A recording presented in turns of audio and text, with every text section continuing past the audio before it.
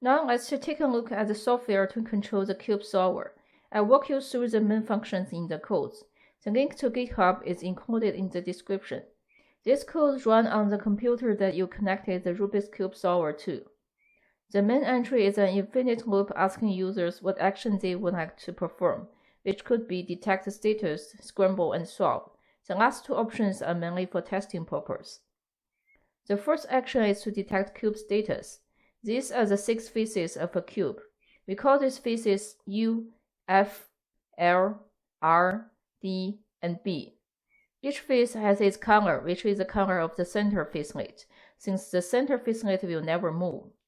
Here the U color is white and the R color is green. For each face, we use number 1 to 9 to mark the facelets. So this facelet is U1, this facelet is D9. The status we need to generate to fit into the solving algorithm is a concatenate of these facelets in the order of U1, U2 through U9, then R1 through R9, then F, D, L, and B. For each facelet, we use a face that has the same color to represent it, instead of the color directly. So this facelet is represented as R since it has the same color as the R face. The advantage of using face color to represent the status is that the algorithm can know directly where each facelet should go. Accordingly, the movements are also represented by face. U means move the up face clockwise. U prime means move the up face counterclockwise. U2 means move the up face 180 degrees. Similar for movements of the other faces. Now let's see how to generate this status string. I added a USB camera here. I put a USB adapter in the box and connected both Arduino and the camera to it. Then I have only one USB cable to connect to my computer. I attached a small platform here to put the cube on. This way the cube is always in the fixed position in the picture, so I only need to extract the color from fixed positions. I use one image to mark the positions of each facelet. These are the polygons you see in the cube status.py. The capture pictures function is called to take pictures. It shows images from the camera. When you feel ready to take a picture, press space at the picture window. Note that you should press space on the image window, not the command line window. Then you flip the cube to show the other 3 faces, then take the second picture. For each picture, I use U, L, R to represent the 3 faces, and the facelets will be U1 to 9, L1 to 9, and R1 to 9. Then we map the facelet in each picture to the facelets in the cube with the function convert to status input and these 2 mappings to get the cube facelet to color mapping.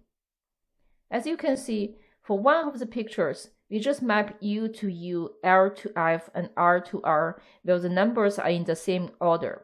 But for the other picture, since we turned the cube, the mappings are not in order. U1 maps to D3, U2 maps to D6. You can take a cube, turn it, and observe where each facelet goes to understand this mapping. With the facelet to color mapping, we use the function generate status string to generate the cube status string. We first build the side to color mapping, so later we can use it to convert color to face. Since we cannot guarantee the color detection will be correct of 100%, if we find we don't have one color for each face, we know there should be some detection error. We ask user input to fix the color for a specific face. Then we concatenate all facelets to generate the string. Then we display the detected cube status so users can validate it. Again, there may also be detection errors for facelet colors. We show the detected status picture for users to check. We also show the number of facelets for each color, so users can find the wrongly detected ones more quickly. Once you identify the wrong ones, fix them one by input facelet label :color. The displayed status will change accordingly. If everything is correct, you can press escape on the status window to finish. The second action is scramble. It will ask you how many moves you would like to use to scramble the cube. Then it calls the controller's random move function to generate the specified number of random moves and move the cube. The generated moves will then be used to call cube status change status function to update the cube status. The updated status will be displayed.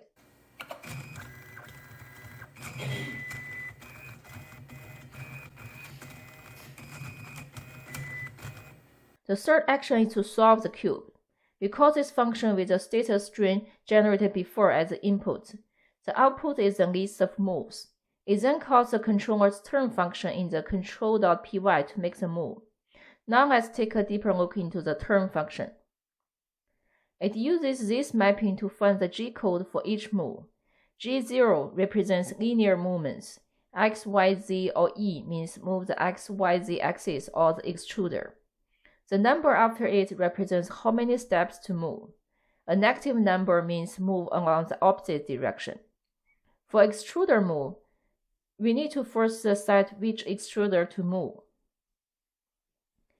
One thing worth mentioning is that before you call the turn function to move the motor, you need to call the prepare function. It first initializes the serial port connection. Then it writes G91 to the control board, which sets the position mode to relative mode, so each move is relative to the current position. This G-code disabled code extrusion checking. Without this, the control board will read temperature sensor input to make sure the temperature is high enough before moving the extruders. If the motors don't move or don't move as you expected, it may be that you miss calling this first. The last G-code is to set the speed for extruders to make it match the speed for X, Y, and Z movements. It's optional. As for how much to move for each command, you need to check the movement settings section in the configuration.h file for the default axis steps per unit. It defines the steps per unit for X, Y, Z, and extruder. You can then find the number of steps you need to move the motor to turn 90 degrees. An easy way is just to try different numbers to see how much the motor turns. Another thing to note is that when you put the cube into the cube solver, the faces need to match the motors. That is, you need to know which motor is for the front face, which motor is for the left face, then put the faces accordingly.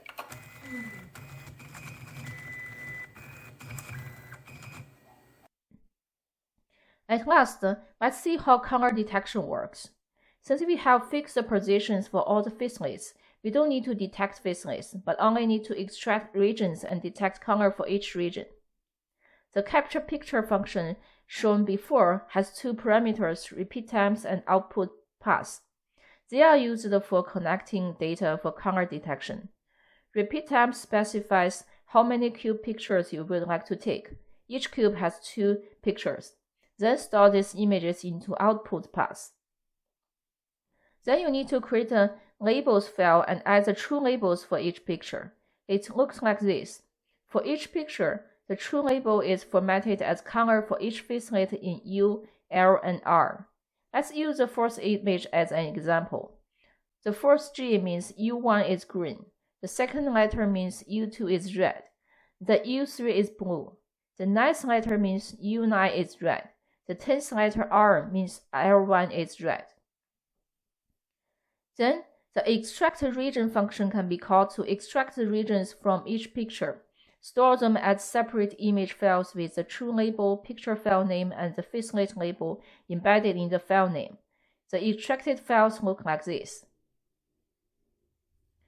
With this data, I tried 3 different ways to detect counter. The codelab file is also in the GitHub directory.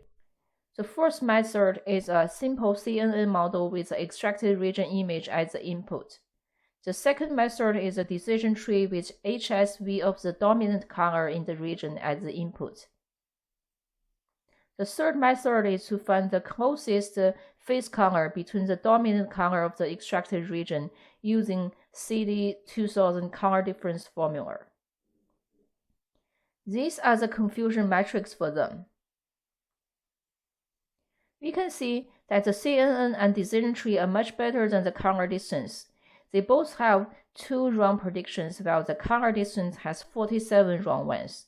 Since the color detection is a pretty simple task, the decision tree can perform similarly as a CNN model, but consumes much less memory and runs much faster. One thing to note is that the lighting does affect the prediction performance for all three methods. While it's too dark, it's really difficult to distinguish orange and red even for humans.